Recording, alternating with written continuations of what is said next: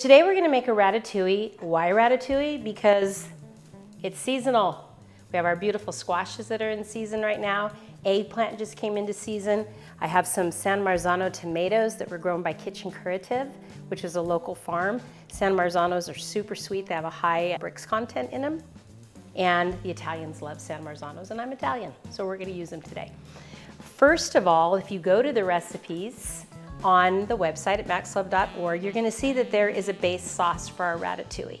Now, some people make ratatouille and they chop it all up and they put it in a pot. We're going to do something better, prettier, because remember, pop, pretty on the plate. That's what we're doing today.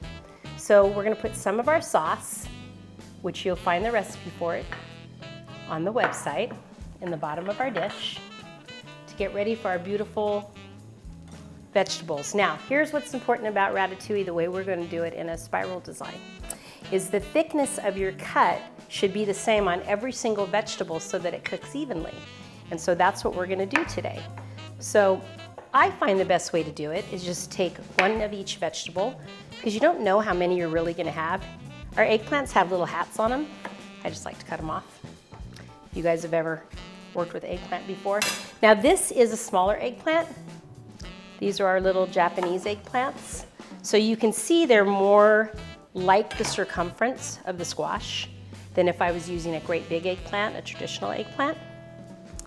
So I've got 3 of those ready to go. Now, here's my little trick for slicing. And we're looking for even cuts. So what I do is I just hold the end with my fingers. Can you guys see that? And I'm basically gauging each cut as I go. We're going to take this and we're going to go around the side of our pie plate with this first one. And we're going to try and follow the circle of the pie plate, okay?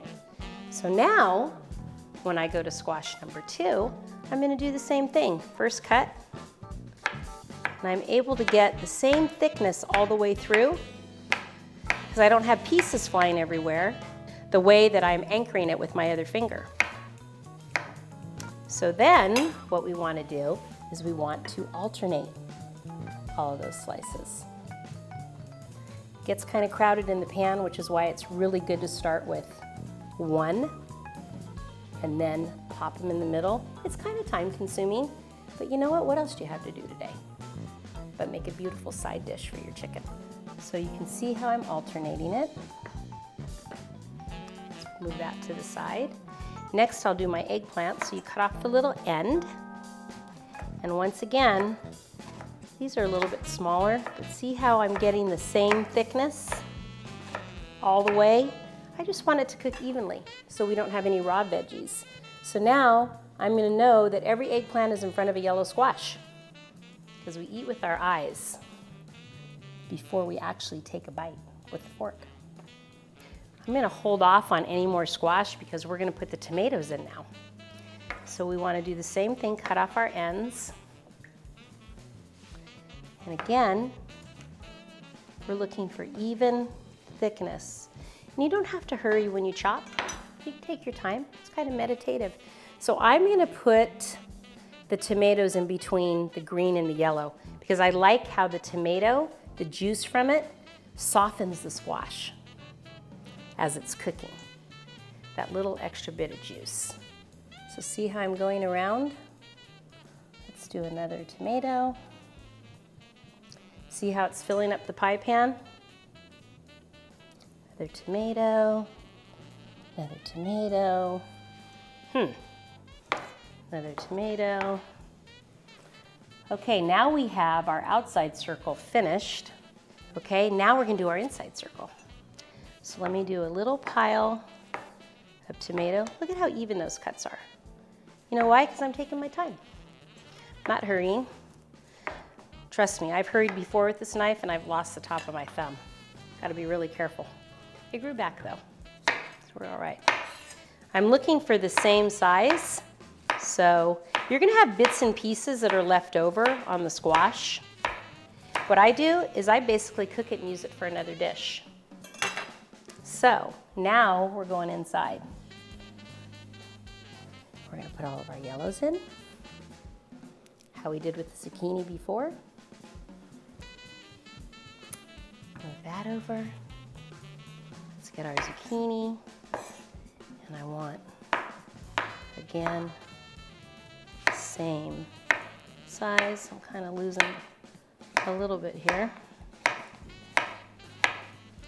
But if you guys will look, they're all the same size. They're gonna cook evenly. No one's gonna get a raw veg when they, see how it's starting to go around the circle? We're starting to fan it out even more. Your guests are gonna go, you made that? You're gonna say, huh, yeah, I did. Okay, ready? Going around the circle, almost to the middle. See how it's starting to fold in on itself because we're running out of room. Now all we have left to do is the middle. And I think it needs a little bit more eggplant. Maybe a couple eggplants. 2. I really like this yellow. It's one of MaxLove's colors. So I'm gonna put that in the center with this beautiful San Marzano. And look, we have our beautiful spiral cuts, and we're gonna bake this. And I'll be back in a minute. So we are back with the marinade that I'd like to put over the top of our veggies, and it is going to seep into it. One of the little tricks that I like to do is when you put salt on your garlic on the cutting board and use the flat side of your knife, what it does is it breaks down the garlic, and it just takes, it's a lot easier to chop, and you get a lot of juice out of it, which is really, really nice. So a little salt on your garlic. Chefs all have different ways they do things. We all learn from each other. And there is a bit of garlic on this. You don't have to use this much if you don't want to, but again, I'm Italian. We do a lot of garlic. And garlic is so good for you. It's like one of the best things for your immune system. So eat up. You're all eating together. Don't worry about your breath. Okay, so we have our garlic. And we're going to put in some of our beautiful local California olive oil, since I like to use our local farms. And I've got some fresh thyme. I don't know if you guys have ever worked with fresh thyme, but you strip the leaves by going the opposite way.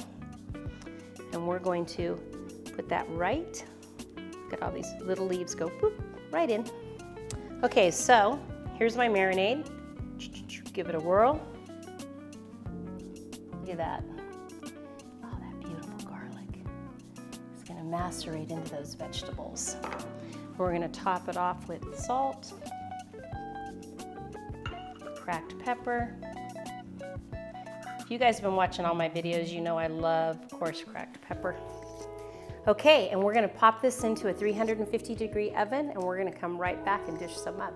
Voila! That's French, not Italian. But here is our gorgeous ratatouille, all ready to go. And what we're going to do is we're going to garnish it with some chiffonade basil. And what you do is you stack them up on your cutting board, vein side down so they all stack on each other. You roll them. Had a runaway there.